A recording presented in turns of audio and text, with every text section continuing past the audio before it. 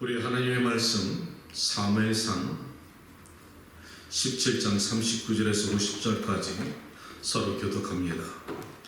다윗이 칼을 군복에 차고는 익숙하지 못하므로 시험적으로 걸어보다가 사울에게 말하되 익숙하지 못하니 이것을 입고 가지 못하겠나이다 하고 곧 벗고 손에 마귀를 가지고 신에서 매끄러움을 사슬을 골라서 자기의 모자를 짚고 곧 주머니에 넣고 손에 물매를 가지고 블레셋 사람에게로 나아가니라. 블레셋 사람이 방패에 든 사람을 앞세우고 다윗에게로 점거 가까이 나가니라. 그 블레셋 사람이 물러보다가 다윗을 보고 시전하니 이는 그가 젊고 굵고 요동과 아름다우니라. 블레셋 사람이 다윗에게 이르되 네가 나를 개로 여기고 막대기를 가지고 내게 나왔느냐고 그의 신들의 이름으로 다윗을 저주하고 그 블레셋 사람이 또 다윗에게 이르되 내게로 와 내가 내 제사를 블레셋과 짐승들에게 주리라 한지라. 다윗이 블레셋 사람에게 이르되 너는 칼과 창과 단창으로 내게 나오거니와 나는 만군의 여호와의 이름 곧 네가 모욕하는 이스라엘의 군대의 하나님의 이름으로 네게 나아가노라. 오늘 여호와께서 너를 내 손에 넘기시리니 내가 너를 조선 내 몸을 베고 블레셋 군대의 수시를 하늘 공중의 새와 땅의 들짐승에게 주고 온 땅으로 이스라엘의 하나님이신 줄 알게 하겠고 또 여호와의 구원하심이 칼과 창에 있지 아니함을 이 무리에게 알게 하리라. 전쟁은 여호와께 속한 것인즉 그가 너희를 우리 손에 넘기시리라. 블레셋 사람이 일어나 다윗에게로 와서 가까이 올 때에 다윗이 블레셋 사람을 향하여 빨리 달리며 손을 주머니에 넣어 돌을 가지고 물매로 던져 블레셋 사람이 이마를 치매 돌이 그의 이마에 박히니 땅에 엎드러지니라. 함께합니다. 다윗이 이같이 물매와 돌로 블레셋 사람을 이기고 그를 쳐 죽였으나 자기 손에는 칼이 없었더라. 아멘. 생명이 되시는 아버지 하나님, 거룩한 주일의 말씀을 붙잡았습니다. 언제나 그러하셨듯이 이 중에 손에 아버지 붙잡으니 거룩한 말씀이 살아 운동력이 있어서 이 자리에 함께한 주의 백성들의 심령을 찾아가 들어가셔서 깨닫게 하시고 수술하여 주시고 들어주시고 응답하여 주시어서 실존하시는 하나님을 만나고 돌아갈 수 있는 살아있는 예배 될 수 있게 도와주시옵소서. 부족한 자 십자가를 의지하고 섰사오니 하나님 부족하고 죄악 많은 이 허물을 용서하여 주시고 오늘도 담대히 말씀을 전하게 하여 주시되 누군가에게 원하고자 하시는 말씀 생명의 말씀이 오늘 응답으로 찾아가 주시옵소서. 말씀하여 주옵소서. 종이 도구로 삼기길 원합니다. 주의 뜻 가운데 인도해 주시길 간절히 바라올 때 예수님의 이름으로 기도합니다. 아멘. 오늘 사랑하는 여러분들과 말씀을 나누는 주제는 내 손에 잡은 것이 무엇입니까? 여러분은 과연 무엇을 잡고 살아가십니까? 인생을 살아가면서 내가 의지하고 잡고 살아가는 것이 여러 가지가 있지요. 재물을 잡고 건강을 잡고 명예를 잡고 살아가십니까? 아니면 내 자식, 내 남편, 내 아내, 내 부모만 붙잡고 살아가십니까? 아니면 여러분이 하나님을 붙잡고 살아가십니까? 오늘 세 사람을 여러분 앞에 소개할 텐데 여러분은 과연 이 세 사람의 말씀을 통해서 비교하고 대입하면서 과연 나는 어떻게 살아가고 있는가? 이 말씀을 잘 여러분들이 묵상하시면서 적용하시길 바랍니다. 사랑하는 여러분, 목회자가 이 단위에 서서 말씀을 전할 때 말씀이 그냥 성경적으로 지식적으로 전달한다면 저는 여기 설 의미가 없습니다. 내가 이 거룩한 제단에서 힘들고 어려워도 수많은 찬양과 반주와 기도와 여러분과 하나로 되어서 몸부림치는 것은 이 생명의 말씀이 지금도 누군가에게 응답하셔서 여러분의 삶이 변화받고 그래 나도 그렇게 살아야 되겠어. 성경의 다윗과 같이 믿음의 선진들처럼 나도 이렇게 주저앉아 있으면 안 되지. 힘을 내고 일어설 때 이 하나님의 말씀이 살아 운동력이 있고 이 제단에 하나님의 임재가 있는 것이지. 성경을 갖다 강의적으로 주고받으면서 들은 지식으로 끝난다면은 저는 솔직히 이 자리에 섬길 의미가 없습니다. 변화받지 않고 내 삶에 영적으로 어떤 도전이 되지 않는다면 정말 하나님이야말로 이 거룩한 제단의 생명의 말씀이 전파되는데 얼마나 하나님이 안타까워하겠는가. 오늘 찬양을 인도하는 것을 보면서 마음이 참 하나님이 이렇게 생각하시겠다. 참 수고 많이들 한다. 하나님이 안타까운 마음으로 이 제단을 바라보신다면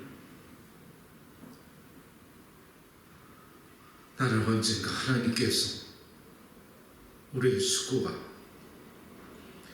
땀과 눈물이 열매가 있을 줄 믿습니다. 아멘. 오늘 본문에는 세 사람이 나타나는데 블레셋과 이스라엘의 전쟁입니다.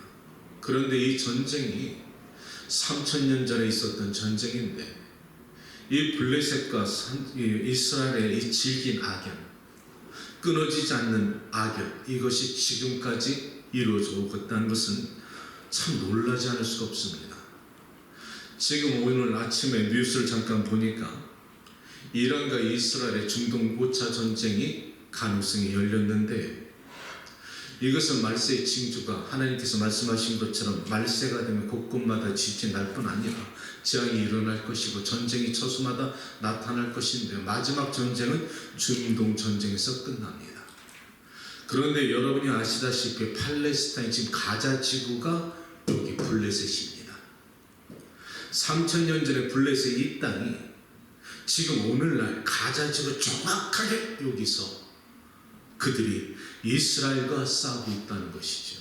그것뿐인가요? 4000년 전을 거슬러 올라가면 아브람과 이삭 시대에 블레셋 사람 거기에 나올 때 아비멜렉 왕이 나타나는데 그 블레셋이 현재 팔레스타인 그 땅입니다. 정확히 그 땅이 4000년 역사를 흘러오면서 여전히 이스라엘과 악연이 되어서 그렇게 서로 죽이는 전쟁이 끊어지지 않았다는 것은 왜 그랬을까? 하나님께서 이스라엘 민족을 가나안 땅에 들어갈 때 그때 말씀하시기를 가서 모든 족속을 멸하고 하나님의 나라 신정 정치를 갖다 세기 원했는데 이스라엘 민족이 들어가 보니까 세상의 문화가 발달되어 있고 국가가 서 있는 것을 보고 나서 멸하기를 기뻐하지 않고 아까워서 남겨두고 타협했던 것이 오늘의 그 불화의 씨가 되었다는 것이죠.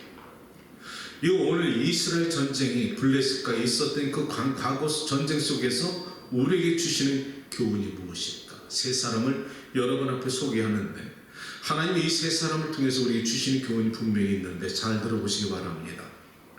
사울이 어찌하여 오늘 말씀을 통해서 블레셋의 골리앗을 바라보고 이렇게 두려워 무서워하고 있을까?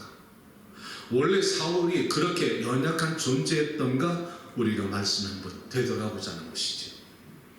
하나님이 이스라엘 민족이 사사시대에 하나님의 말씀도 희귀하고 기적도 없었을 때 저들이 이스라엘 민족이 하나님의 말씀을 떠나 있을 때 다른 나라들 열방을 바라보니까 왕이 있었더라.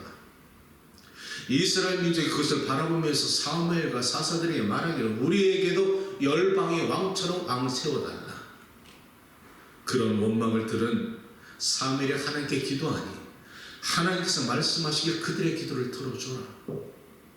그들이 나를 갖다 버리고 스스로 여랑을 찾기 원하니까 그들의 말을 들어줘라. 그러나 그들은 반드시 세상 왕에게 11조를 내고 세금을 줘야 될 것이며 너희들의 자녀는 반드시 군대에 들어가야 될 것이니라. 그럼에도 불구하고 너희들 스스로 나를 버리고 세상의 열방처럼 왕을 구한다니까 구해줘라.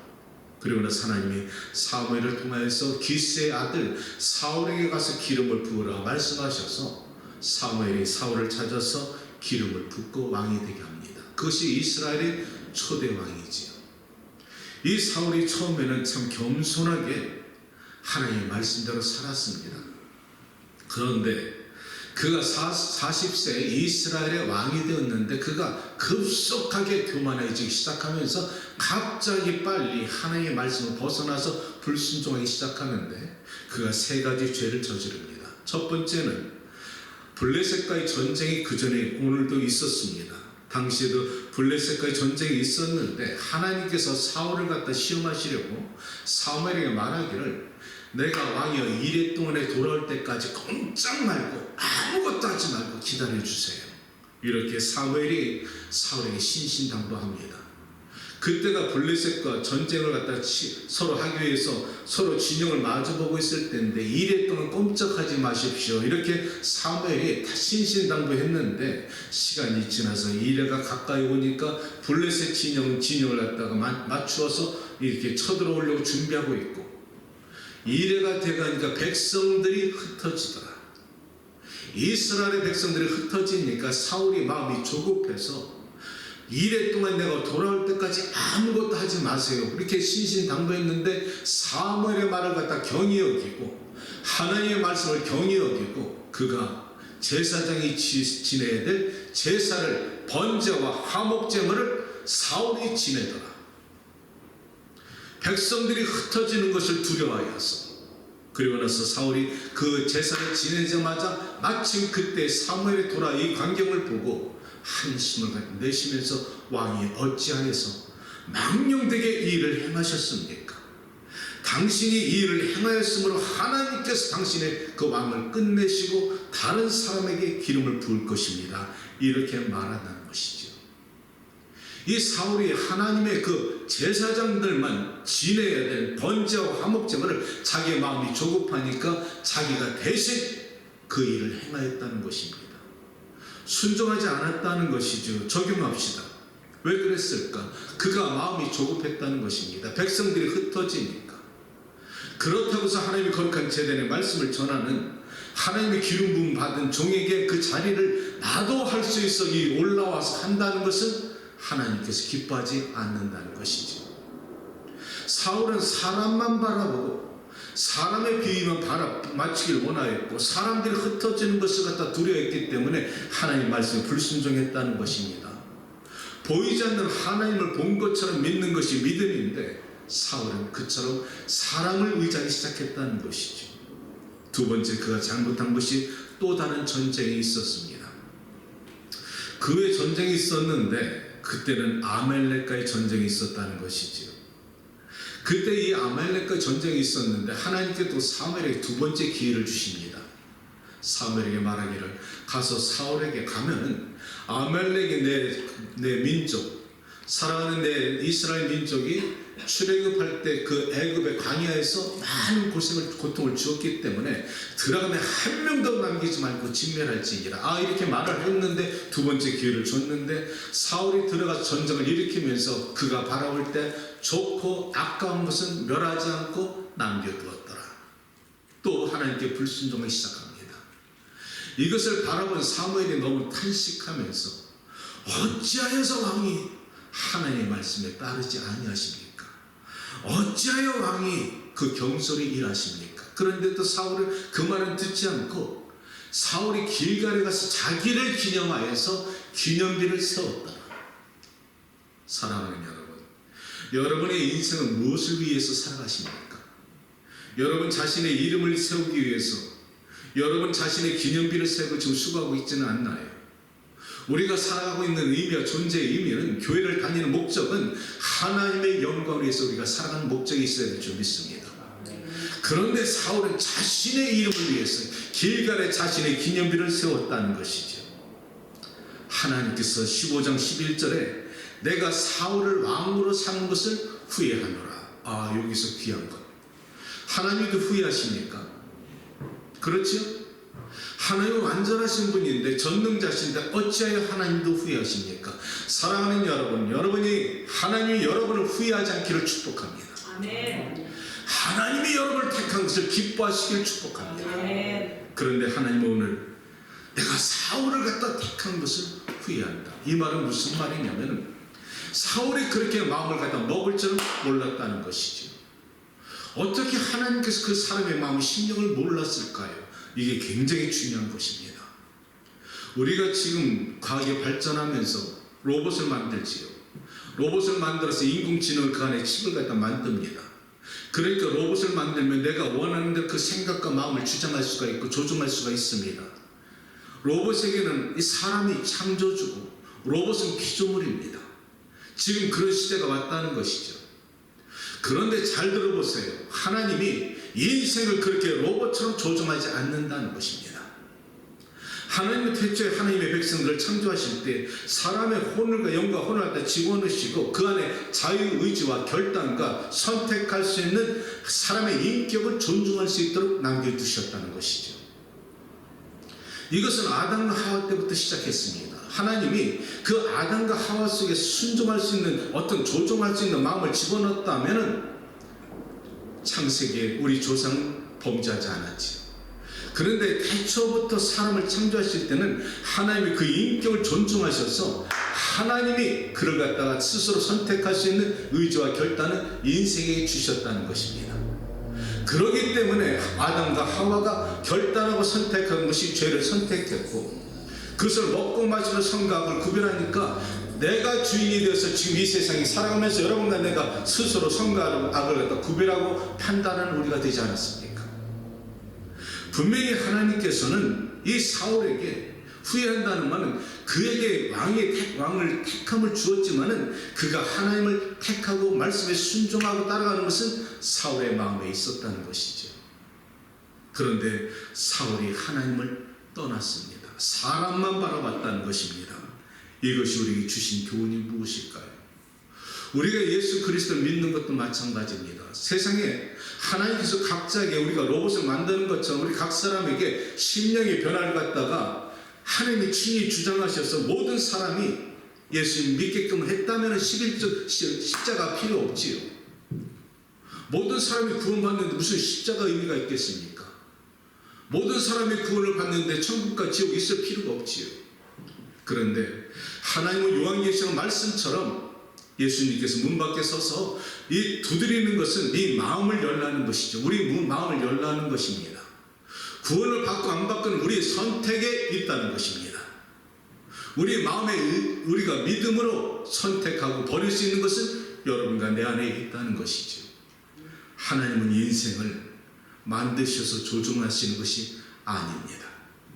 여러분 각자 고유의 인격을 존중하시고 지금도 여러분께서 하나님을 갖다 믿음으로 받아들일 때 성령을 기뻐하시고 여러분과 함께 교통하시고 사랑하기 원하는데 여러분이 하나님을 갖다 떠나서 세상이 좋아서 여러분의 마음을 뺏길 때 성령은 근심하시고 성령은 슬퍼하신다는 것입니다. 세 번째, 이 사울의 죄는 회개가 없었다는 것입니다. 사울이 잘못을 정했을 때 사무엘이 찾아가서 어찌하여서 왕이 스스로 겸손할 때 내가 스스로 베냐민 지파 중에 나는 작은 자요 나는 이 내 집안 중에 가장 작은 자입니다 이렇게 스스로 겸손할 때 하나님께서 당신을 세워주셨는데 어찌하여서 왕이 그렇게 교만해졌습니까? 사무엘이 슬퍼할 때 그 말씀의 고개 속에서 내가 주께 범죄하였나이다 잘못을 했다면 회개로 들어갔어야 되는데 사울이 한다는 말이 어쩔 수 없네요. 그렇다면 내게 당신께 구하옵나니 이 백성들 앞에서 나를 높여주세요. 체면 살려주세요. 그리고 나를 갖다 장로들 앞에서 나를 높여주시고 내가 하나님께 나서 경배할 수 있을 정도만 해주세요. 사람만 바라봤다는 것입니다. 장로들의 눈치만 봤다는 것이지요. 하나님이 나를 버렸어요? 할 수 없네요. 그렇지만 내 교회의 장로님들과 내 교인들 앞에서 나 좀 세워주세요. 이게 현대교회 목사라면 하나님이 기뻐하지 않는다는 것이죠. 버림받는다는 것입니다. 이 말씀은 목회자에게 주시는 저에게 주는 말씀이죠. 내가 목회를 하면서 내가 사람들의 눈치를 바라보고 교인들의 눈치 비율을 맞춰가면서 장로들의 비율을 맞춰가면서 살아계신 하나님의 말씀을 직언하지 못한다면 목회자의 자질이 없다는 것입니다. 생명의 말씀이 직언이 되고 하나님 모시기 가감없이 살아있는 운동에 있는 말씀이 증거될 때 어떤 핍박과 비웃음을 받을지라도 주저하지 않고 말씀을 증거하는 것이 하나님의 종이라는 것이죠. 또한 잘못했으면 회개가 들어가야 됩니다. 회개는 헬라 말로 메타노이아 돌아선다는 것인데 잘못된 방향으로 돌아서서 올바른 길로 가야 되는데 우리의 잘못은 알아. 회개는 알아. 근데 잘못된 방향을 알았으면 올바른 길로 가야 되는데 가지를 않는다는 거예요. 우리는 잘못된 걸 아는 데서 멈춰버리고 잘못된 것을 깨달아서 올바른 길로 진행하면서 고쳐나가야 되는데 고쳐나가지를 않는다는 것이죠. 이것이 사울의 하나님께서 안타까워하면서 사울을 버리신 이유입니다. 두 번째, 오늘 다윗이라는 사람이 나타납니다. 이 다윗이 그 하나님의 귀한 두 번째 이스라엘 왕을 세운 사람인데, 오늘 성경은 이렇게 말하지요. 다윗이 사울의 진영에 와서 블레셋 사람이 나와갖고 골리앗이 나타날 때 모든 사람이 숨었을 때 이 다윗이 담대하게 나가는 모습이 오늘 성경 말씀인데, 이 다윗이 어떤 사람인가? 이 사람의 인물에 대해서 한번 보자는 것입니다. 다윗은 오늘 하나님께서 사울을 버리시고 이제 두 번째 이스라엘 왕을 갖다 세우실 때 사무엘에게 말씀하십니다. 너는 가서 유대 땅 베들레헴에 이새의 아들에게 가서 기름을 부어라. 자, 유대 땅 베들레헴 어디서 많이 들어보셨을 텐데 어딘가요? 그렇죠. 하여튼 우리 장로님도 권사님도 참 빨라. 예수님이 태어나신 곳입니다.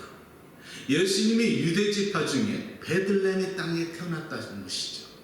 육신으로는 다윗이 조상이 계열이라는 것입니다. 이 다윗이 거기서 태어났는데 하나님은 그 다윗에게 가서 기름 부으라 했는데, 사무엘은 그 이새의 집에 갈 때 다윗이 하나님이 택한 사람인지 몰랐습니다. 이새의 집에 가보니까 아들들이 있기 때문에 한 명 한 명씩 불러가지고서 그가 하나님의 택한 자니까 이렇게 기름 부으려 할 때 하나님께서 한 명도 택한 사람이 아니라고 말씀하시죠. 이상하게 생각한 사무엘이 그 아비 이새에게 묻습니까? 당신의 아들이 전부 이 사람들입니까? 아닙니다. 막내가 하나 있는데 그 막내는 지금 밖에 나가서 양을 치고 있습니다. 그를 불러올 때까지 내가 먹지도 마시지도 아니하겠습니다. 해서 이 이새가 막내 아들 불러옵니다. 그가 바로 다윗입니다. 자, 여기서 우리는 잠시 멈춰보고, 왜 형들은 다, 7형들은 다 집안에 있는데 막내는 유독히 광야 땅 가서 양을 치고 있었을까? 성경은 이렇게 말합니다. 다윗이 자기가 아비 어미에게 버림을 받았었다고. 형제들에게도 외톨이로 소외된 사람이었다고. 그러니까 다윗은 양을 치는 목자 생활을 하면서 외롭게 있을 때 하나님 그 외로운 다윗을 갖다가 택하셨다는 것이지요. 우리가 인생을 살아가면서 나만 받는 고통과 외로움과, 왜 나는 이렇게 외로운가? 왜 사람들을 갖다 날 이렇게 무시하나? 그렇게 생각하지 말라는 것입니다. 누구나 하나님께서 외로운 가운데, 고독한 가운데 세상이 나를 갖다 알아주지 못할지라도 하나님이 나를 알아주시면 된다는 것이죠. 다윗은 그 외로운 자리 속에서 저녁에 밤하늘의 별을 보면서 아마 기도했을 것입니다. 삼천하제 존재하신 하나님과 대화를 나누다 보니까 하나님이 그를 갖다 기억했다는 것이죠. 그리고 하나님께서 말씀하십니다. 바로 이입니다. 사람은 외모를 바라볼지 모르지만 주 여호와 하나님은 사람의 중심을 살펴보느니라. 우리가 교회 와서 아무리 거치지 아름답고 사치스러운 옷과 그 외모를 단장할지라도 하나님은 우리 외모를 바라보는 것이 아니라 우리의 심령을 감찰해서 누가 나를 사랑하느냐. 겉모습이 초라하고 보잘것 없을지라도 빈부노소 막론하고 누가 나를 사랑하느냐, 누가 하나님을 진실로 사랑하느냐, 그 자리에 하나님은 그 중심을 찾으시고 그를 택해서 사람들이 알지 못하는 크고 비밀한 일을 보여주신다는 것을 말씀하고 있습니다. 그리고 나서 하나님은 그에게 기름 부으시고 이제 그가 이스라엘 왕이 될 수 있도록 훈련을 시킬 때, 이때의 이야기입니다. 그때 이스라엘과 블레셋 전쟁이 또 일어납니다. 참 블레셋은 끊임없이 이스라엘한테 주는 아픔이죠.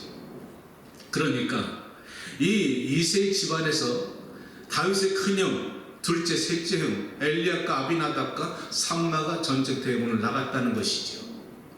그런데 형들이 다 전쟁터에 나가고 이제 그 아버지가 전쟁터에 나가 있는 그 자기 아들, 세 아들에게 먹을 음식과 어떤 선물을 주고 가서 안부를 전하라 해서, 그때 다윗이 이 진영에 찾아오니까 모든 이스라엘 병사들은 무서워 떨고 숨었고, 상대편 진영에 있는 블레셋에 있는 큰 군대 장관 골리앗은 그 키가 2.9m예요.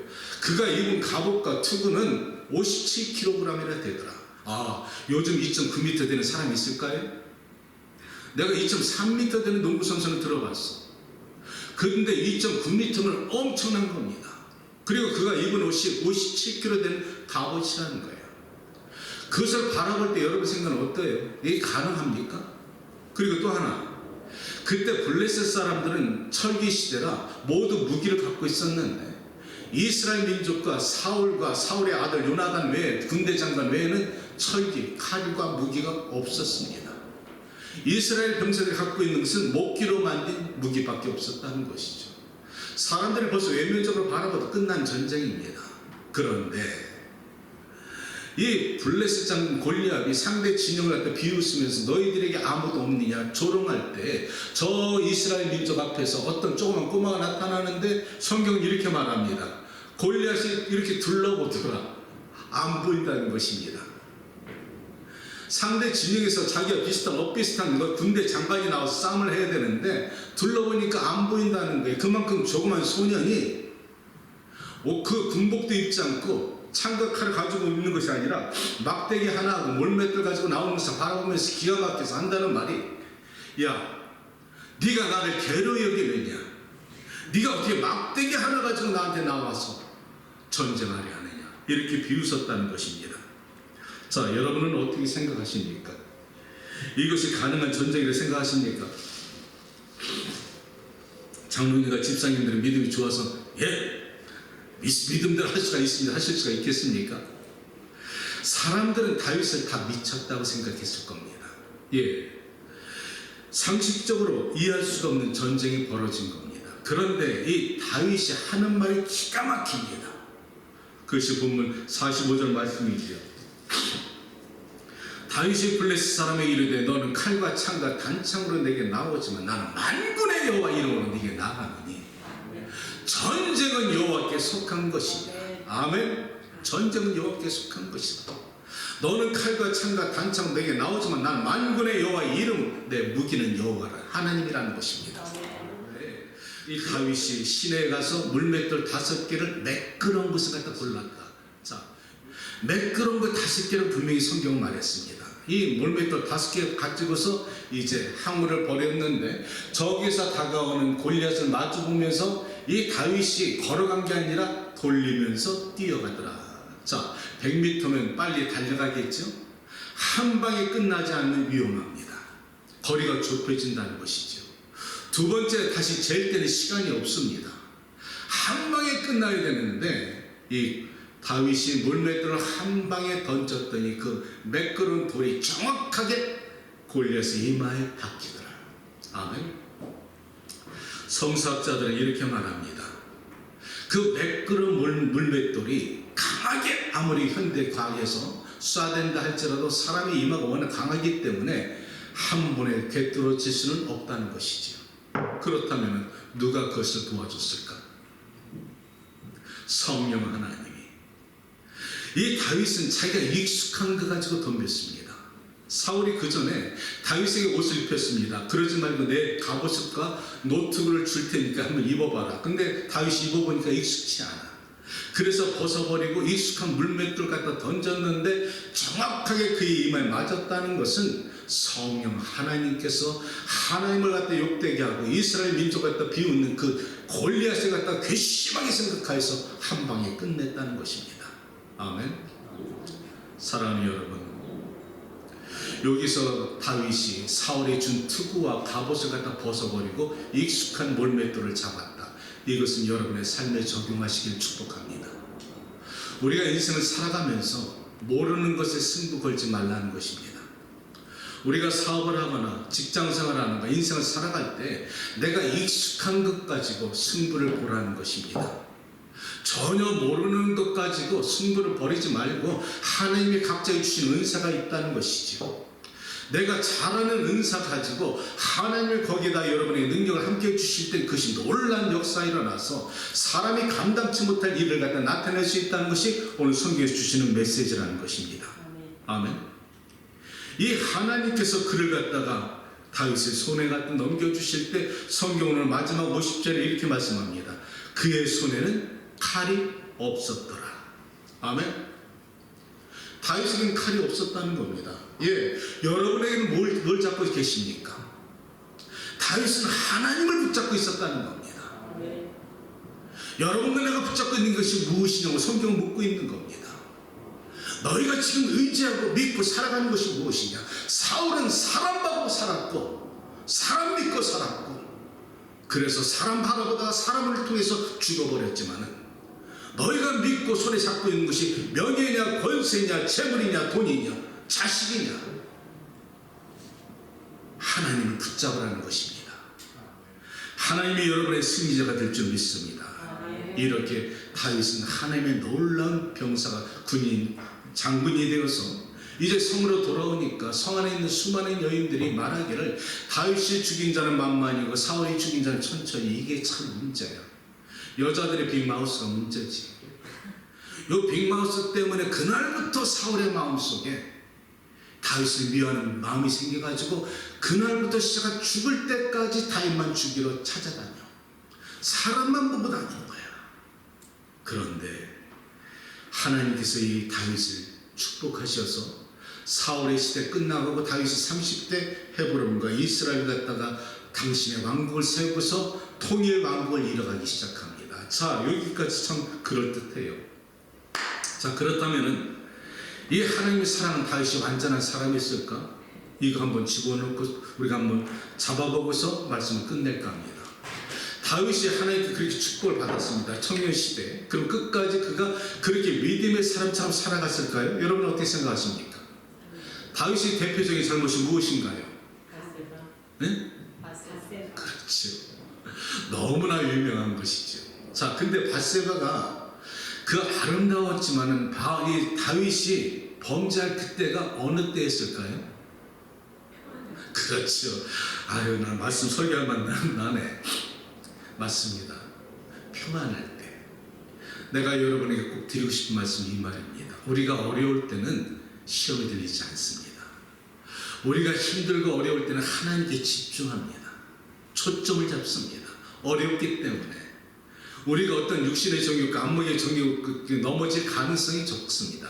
그런데 우리가 배부르다 할 때, 등이 따스럽다 할 때, 넉넉하다 할 때, 사는 것에 걱정이 없을 때 이때가 위기라는 것이죠. 나는 내 인생을 뒤돌아보면서 내 인생의 가장 위기가 그때였다는 겁니다. 그래서 나 항상 성도들을 바라볼 때 아슬아슬할 때가 많습니다. 잘 될 때 경계하라는 것입니다. 바닥 쳤을 때 더 내려갈 때 없을 때는 그때 올라갈 때입니다. 그런데 내가 넉넉하다 할 때 이때가 진짜 긴장할 때라는 것이죠. 이 다윗이 블레셋과 전쟁이 일어났는데 수많은 사람들이 전쟁터에 나갔는데 다윗이 그때는 평안해지니까 초저녁에 잠을 자더라. 그리고 나서 잠을 갖다 깨어나가지고 성중 옥상에 올라가서 한가하게 번일더라. 성경이 이렇게 말합니다. 그 전에 다윗이 아닙니다. 전쟁터에 한 번도 빠지지 않았습니다. 최전선 앞장서서 다윗이 이스라엘 민족을 이끌고 나갔던 그 다윗이 전쟁터에 요압 장군과 모든 군사들은 내보내고 한가롭게 옥상을 거닐 때 이때 보지 못할 것을 봤으니 그것이 바로 밧세바입니다.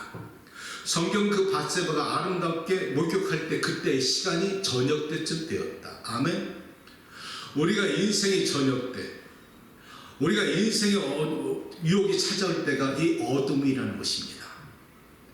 인생의 안목의 정욕과 육체의 정욕이 찾아오고 유혹할 때가 거의 어둠 밤이라는 때입니다. 저녁을 조심해야 된다는 것이죠.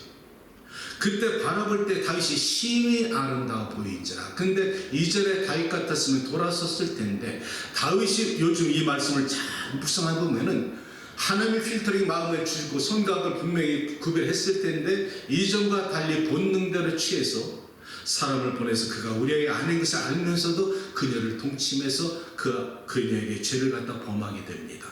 하나님에게 범하게 되는 것이지요. 자, 그런데 이것이 놀라운 것이 이제부터 시작하는데 그녀와 동침한 한 번의 사건을 통해서 감춰버리고 비밀스럽게 묻어두려고 했는데 밧세바가 임신을 했다는 겁니다. 밧세바가 임신했으니까 어떻게 됐을까요? 전쟁터에 남편이 나가 있으니까 남편이 나간 동안에 그 여인이 임신했다는 것은 분명히 사람들이 알기에 부정한 관계가 세상에 들통이 날 테니까 다윗이 꾀를 갖다 낸 것이 전쟁터에 있는 우리아를 불러갖고 휴가를 갖다 부릅니다. 그리고 휴가를 불러서 이 자기 요압에게 현재 전쟁터의 상황이 어떠하냐, 요압은 잘했느냐 병사들은 어떠하냐 그 사기를 물어가며 산다는 말이 이제 집으로 돌아가서 쉬어라 이렇게 말한다는 것은 집에 가서 그녀의 아내와 아내와 함께 동침하기를 원했다는 것이죠. 자, 그렇다면은 그녀가 임신한 것이 감춰질 수가 있었습니다. 이것이 말이에요, 사람의 간악한 꾀라는 것입니다. 그런데 자기 뜻대로 이루어지지 않아서 요압이 우리아가 그 왕이 많은 것을 갖다가 듣지 아니하고 외부에서 고생하는 병사들 틈바퀴에서 같이 자면서 한다는 말이, 내 주 요압과 전쟁터에 수많은 병사들이 죽어가고 있는데 내가 어찌 집에 들어서 내 아내와 동침하리까? 그러면서 잠을 갖다 동침하지 않고 병사들 사이에서 자더라. 이것이 다윗의 꾀가 무산이 되어버린 겁니다. 자기 꾀가 이루어지지 않으니까 이 다윗이 또 하나의 꾀를 갖다 한다는 것이 할 수 없네. 그래서 군대 장관 요압에게 편지를 보내서 한다는 말이, 이 우리아를 최전선에 보내갖고서 전방에서 죽게 하라. 그래서 우리아가 죽습니다. 이것을 범죄학자들이 말하기를 이러한 죄의 연결성을 갖다 죄의 연속성이라 합니다. 죄를 감추기 위해서 다른 죄가 또 나타나고 또 다른 죄가 나타나는 그것을 감추기 위해서 계속적으로 연결되는 것이 죄의 연속성이라는 것이죠. 자그마한 죄를 시작했다 우리가 큰 죄가 결과가 나타나는 것이 이 죄의 속성이라는 것입니다. 이게 마귀의 전략이라는 것이죠.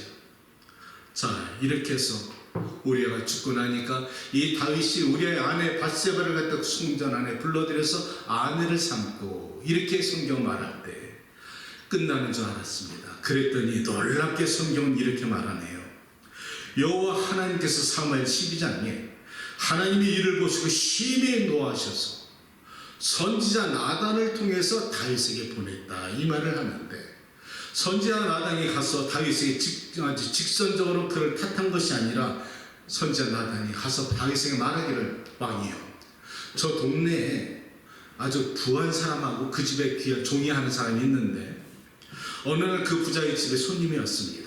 그랬더니 그 부자는 참 심히 부하여서 낙타도 있고 소도 있고 양도 많은데 그 집에 종은 암양 새끼 하나밖에 없었는데, 그 손님을 갖다 그 부자가 맞이하면서 자기의 그 소와 자기의 재물은 헛되이 하지 않고 하나밖에 없는 그 종이 갖고 있는 암양 새끼를 갖다 잡아갖고 손님에게 바쳤습니다. 이렇게 말하니까 그 말을 들은 이 다윗이 노발다발해가지고 그게 누구냐, 당장 잡아라, 내가 그를 죽이겠노라 했더니 나단이 말하기를, 그가 바로 당신입니다. 그가 바로 당신입니다. 당신이 왕으로서 당신의 충실한 청직이 충신 우리아의 아내를 갖다 빼앗는 것도 부족해서 당신이 우리아를 죽인 것을 하나님이 직접 보신 바라 하나님께서 진노하고 말씀하시기를, 내가 사울의 모든 집과 재물과 그 처첩을 다 너에게 주었고 네가 부족하였더라면, 내게 구하였더라면 내가 이것저것을 주었으리라. 한마디로 구하지 않았다는 겁니다. 사랑하는 여러분, 다윗이 하나님께 기도하지 않았다는 겁니다. 본능대로 행하였더라. 이것이 하나님 보시기에 악하였다는 것이죠. 우리가 인생을 살아가면서 죄의 유혹에 빠질 때가 있습니다. 오늘 성경 이렇게 말씀하는 것입니다. 네가 그런 유혹에 빠질 때 하나님께 기도하라는 것입니다. 네가 부족하다면 내가 이것저것 더 주었으리라. 네가 마음이 흔들릴 때, 죄에 빠져들 때, 그 죄를 갖다 몰량 몸부림치면서 나를 향하였더라면 내가 네 기도를 들어줬을 것이요 더 좋은 것을 주었으리라. 그러나 너는 나에게 기도하지 않고 은밀한 가운데 네가 범죄하였으니 내가 네 죄를 갖다 백죄, 너는 은밀하게 행하였으나 나는 백죄 네 잘못된 것을 세상 사람에게 보이리라 하여서 훗날 자식들을 통해서 부끄러운 결과가 나타납니다. 이것은 너무나 잘 아는 나중에 대가를 치르게 된다는 것이죠. 저는 이 말씀을 보면서 정리합니다. 현대신학을 말하는 사람들은 그것은 구약의 이야기지요. 목사님, 지금 신약에 와서는 예수님께서 우리 미래의 죄와 과거의 죄와 현대의 죄, 그 모든 것을 죄를 사해 주셨기 때문에 오늘날은 괜찮습니다. 이렇게 생각하십니까? 나는 여러분에게 이렇게 말씀드리고 싶습니다. 모든 성경은 깨닫기가 어려워지면, 하나님과 나 자신의 관계가 이해하기 어려울 때는 내 부자지간의 관계를 대입시키면 이해가 빠르다. 만약 여러분들의 자식이 잘못되었는데 여러분들 그 잘못을 보면서 용서만 해주실 겁니까? 어렸을 때부터 아이가 잘못되어서 잘못된 길로 갈 때 초벌하지 아니하시고 여러분 바라보만 계신다면 그것이 사랑인가요? 성경은 너희가 내 사생나라면 내가 너희를 갖다 아무런 관계가 없겠지만은 하나님이 여러분과 내가 친자녀이기 때문에 인생 채찍과 사람 막대기로 때려서라도 잘못된 것을 고쳐서 하나님이 올바른 길로 걸어가게 하시는 것이 하나님의 방법이라는 것이죠. 거룩한 재단에서 말씀을 전하는 목사가 말씀을 전할 때 때로는 오르날의 타작마당처럼 말씀으로 때릴 때 아플 때가 있지요. 쿡쿡 찔릴 때가 있습니다.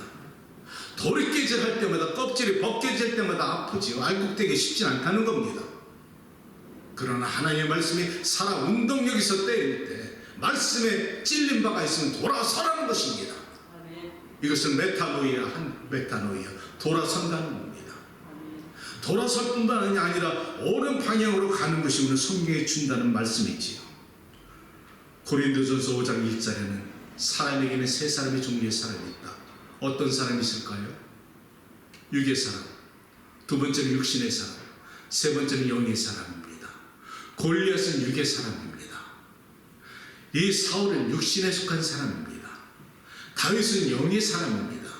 골리앗은 육의 사람이기 때문에 하나님을 알지 못했기 때문에 그는 세상적 자신의 힘만 믿고 살다가 그는 멸망에 죽어갔지만은 사울은 하나님을 믿었으면서도 더불어서 적당히 세속적으로 살아가다가 사람 바라보다가 사람을 통해서 죽게 되었고, 다윗은 비록 잘못은 했으나 급히 회개하고 단식 금식하면서 하나님께 얼굴을 돌리면서 자신의 잘못을 용서를 구하고 통곡하면서 하나님께 심한 간구를 할 때 하나님은 그의 죄는 용서했으나 그의 벌의 대가는 치르게 하셨다는 겁니다.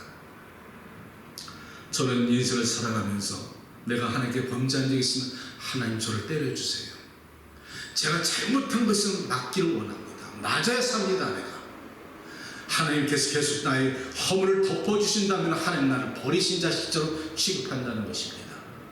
나는 하나님께서 여러분을 그렇게 세밀하게 지켜보시기를 원합니다. 지난주에 유튜브에서 탈북자 정윤아라는 자매가 간증하는 것을 봤습니다.